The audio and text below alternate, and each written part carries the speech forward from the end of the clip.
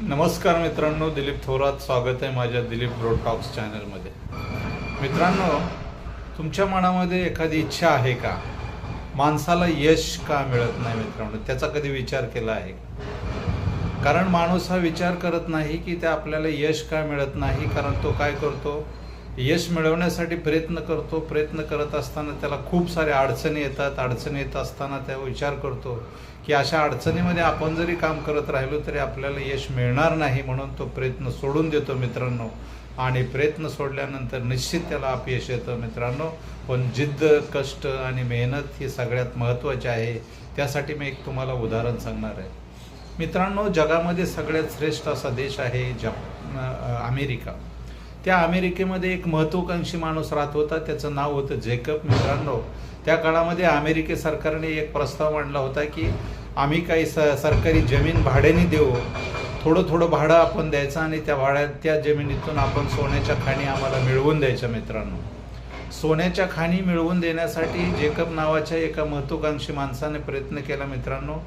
त्यांनी त्या जमिनीतून सोनं काढण्यासाठी खूप साऱ्या मशिनरी विकत घेतल्या आणि त्या मशिनरी घेऊन त्या जमिनीतून सोनं काढण्यासाठी खूप सारे मजूर, इंजिनियर्स हाताला घेतले आणि तो सरकारने दिलेली जी जमीन आहे त्या जमिनीतून सोनं काढण्यासाठी तो निघाला मित्रांनो. अशा अनेक सरकारने भाडोत्री जमिनी त्यांनी घेतल्या, परंतु त्याने त्या जमिनी घेण्यासाठी त्या इंजिनियर्सच्या माध्यमातून ते सोनं काढण्यासाठी प्रयत्न केला. त्याने अनेक जमिनी खोदल्या, परंतु खऱ्या अर्थाने ज्या ठिकाणी त्याने खोदायला पाहिजे होतं किंवा ज्या तळापासून त्याने खोदायला पाहिजे होतं ते खोदलं नाही मित्रांनो. आणि त्याला अपयश आलं. त्याने त्या सगळ्या जमिनी त्या परत केल्या सरकारला आणि इंजिनियर्सला आणि त्या मशिनरी विकत घेतलेल्या परत देऊन टाकल्या मित्रांनो.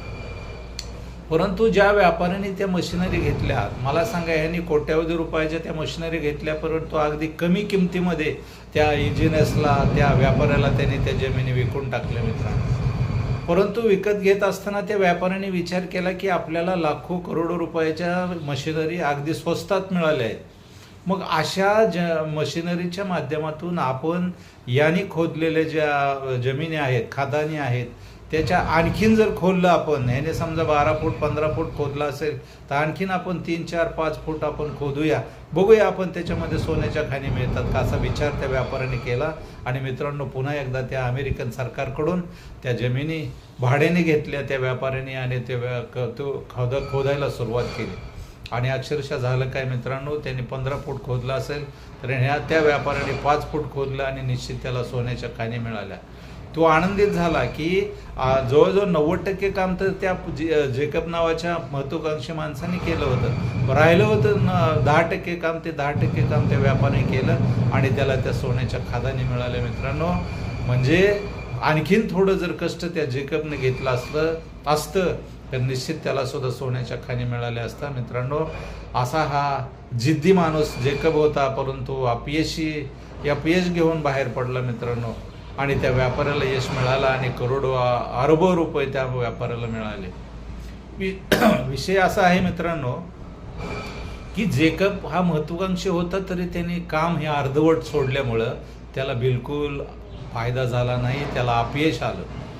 त्या व्यापाऱ्याला यश आलं मित्रांनो. का तर तो महत्त्वाकांक्षी असून सुद्धा त्यांनी कष्ट केलं नाही, तो तिथंच थांबला, अपयश घेऊन माघारी निघाला. मग अशा या जेकब नावाच्या महत्त्वाकांक्षी माणसाने आणखी एक इन्शुरन्सचा धंदा सुरू केला मित्रांनो. कारण त्याला सोन्याच्या खाणीचा अनुभव होता, त्याला त्याच्यामध्ये अपयश आलं होतं. इन्शुरन्सचा व्यवसाय असा आहे मित्रांनो की एकाच व्यक्तीकडे 10-10 वेळा 20-20 वेळा जावं लागतं, नंतर तो तयार होतो आणि तयार झाल्यानंतर मग त्याचा विमा घेतला जातो. कारण कुठलीही गोष्ट एखादा माणूस नाही म्हटला तर त्याला त्याचे प्रयत्न सोडायचे नसतात, सतत चिकाटी मेहनत करायची असते, त्याच्याकडं जायचं असतं, विम्याचं महत्त्व सांगायचं असतं, परिवाराचं महत्त्व समजून सांगायचं असतं आणि त्या परिवारातील मुलाबाळांचं, पत्नीचं, आई वडिलाचं महत्त्व सांगून प्रत्येक माणसाची व्हॅल्यू वाढवायची असते. प्रत्येक माणसाला किती व्हॅल्यू आहे त्या परिवारामध्ये हे समजून सांगायचं असतं आणि समजून सांगितल्यानंतर मग विमा घेण्यासाठी त्याला प्रवृत्त करायचं असतं मित्रांनो. थोड्याशा प्रीमियममध्ये आपल्याला लाखो करोडो रुपयाचा विमा जर आपल्या कुटुंबासाठी, आपल्या परिवारासाठी जर मिळत असेल तर का नाही घ्यायचा, हे त्या जेकब नावाच्या महत्त्वाकांक्षी माणसानं एक उदाहरण घालून दिलं आणि निश्चित प्रकारे त्यांनी इन्शुरन्सच्या व्यवसायामध्ये यश संपादन केलं आणि तो यशस्वी झाला. परिवाराला विमा समजावून सांगण्यासाठी तो निश्चितपणे यशस्वी झाला, कारण त्याचा तो पूर्वीचा सोन्याच्या खाणी सापडण्याचा जो उद्योग होता त्याच्यामध्ये आलेलं अपयश पाहून तो अगदी गैरवरला होता आणि म्हणून त्याने ठरवलं की हा नवीन व्यवसाय जीवन विमा इन्शुरन्समध्ये आपण निश्चित प्रकारे यश मिळवण्यासाठी लोकांच्या दारोदारी जाऊन लोकांना आपण वैचारिकदृष्ट्या विमा कसा चांगला आहे आणि आपला परिवार कसा सुखी आणि आर्थिकदृष्ट्या सक्षम होईल हे त्याने लोकांना सांगितलं आणि निश्चित तो त्या व्यवसायामध्ये यशस्वी झाला.